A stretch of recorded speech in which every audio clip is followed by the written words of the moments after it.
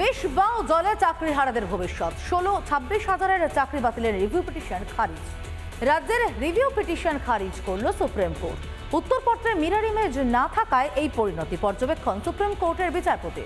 SSC সূত্রে খবর, চাকরিহারাদের একাংশ কিউরেটিভ পিটিশন দাখিলের প্রস্তুতি নিলেও এখনই তা নিয়ে চিন্তাভাবনা করছে না রাজ্য। আপাতত 7 ও 14 সেপ্টেম্বরের পরীক্ষার প্রস্তুতিতেই নজর এসএসসির।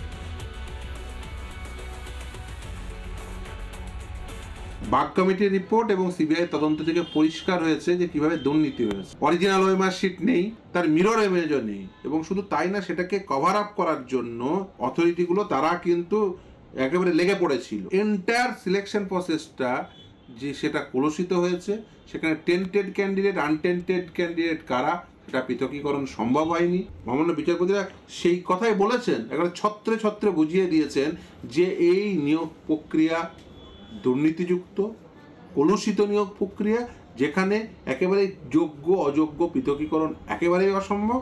রিভিউ পিটিশন বাতিল হয়েছে। এখন শিক্ষকদেরকে বাধ্য হয়ে আবার পরীক্ষায় বসতে হবে।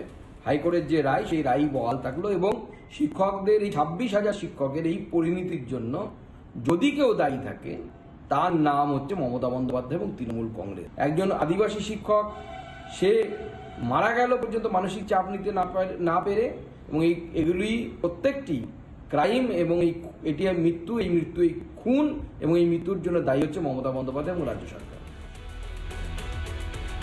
বাঁকুড়ার গঙ্গাজল ঘাটের সরকারি প্রকল্পে তৃণমূল কংগ্রেসের দলীয় পতাকা নিয়ে ক্যাম্পে ভিড় তৃণমূল কর্মীদের। সরকারি ক্যাম্পে তৃণমূলীকরণে শুরু হয়েছে রাজনৈতিক চর্চা।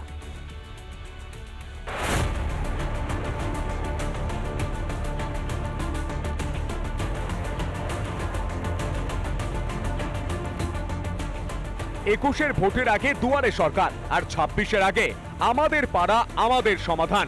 কিন্তু এই আমাদের পাড়া আমাদের সমাধান প্রকল্প তার জন্ম লগ্ন থেকে বিতর্কে জর্জরিত। কখনো হচ্ছে স্কুলের পঠন পাঠন বন্ধ করে ক্যাম্প, কখনো আবার ক্যাম্পের ভেতরেই ঘুমের প্রতিযোগিতা। এবার বাঁকুড়ার গঙ্গাজল ঘাটির ক্যাম্প ঘিরে বিতর্ক। সরকারি এই শিবিরে ভরে যায় তৃণমূলের দলীয় পতাকায়। কাঁধে তৃণমূলের পতাকা নিয়ে দলে দলে ক্যাম্পে ঢুকতে দেখা যায় তৃণমূলের কর্মী সমর্থকদের। সরকারি প্রকল্পের ক্যাম্পে তৃণমূলীকরণের ঘটনা নিয়ে শুরু হয়েছে বিতর্ক। ঘটনায় তৃণমূলের ব্লক সভাপতি কর্মী আবেগকে হাতিয়ার করে পিঠ বাঁচানোর চেষ্টায় মাতেন। ব্যাপারটা দেখুন, আমাদের দলীয় কর্মীদের মধ্যে তো একটা আবেগ থাকে, সেই আবেগকে তারা সামনে রেখে হয়তো দলীয় পতাকা নিয়ে ঢোকার চেষ্টা করেছিল।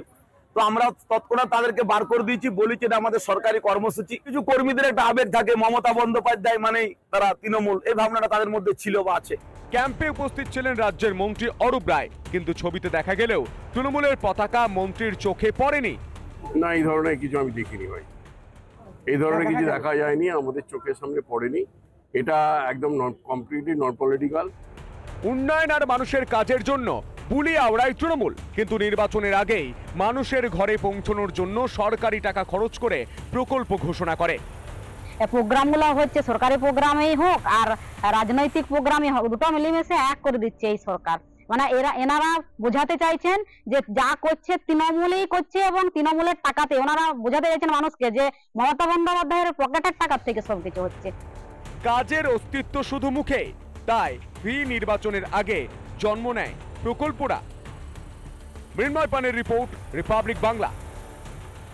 নানা ধরনের কন্টেন্ট দেখার জন্য লাইক করুন, শেয়ার করুন আমাদের ফেসবুক পেজ, সাবস্ক্রাইব করুন আমাদের ইউটিউব চ্যানেল। পাশাপাশি অন্যান্য ব্রেকিং নিউজের জন্য অবশ্যই চোখ রাখুন রিপাবলিক বাংলায়।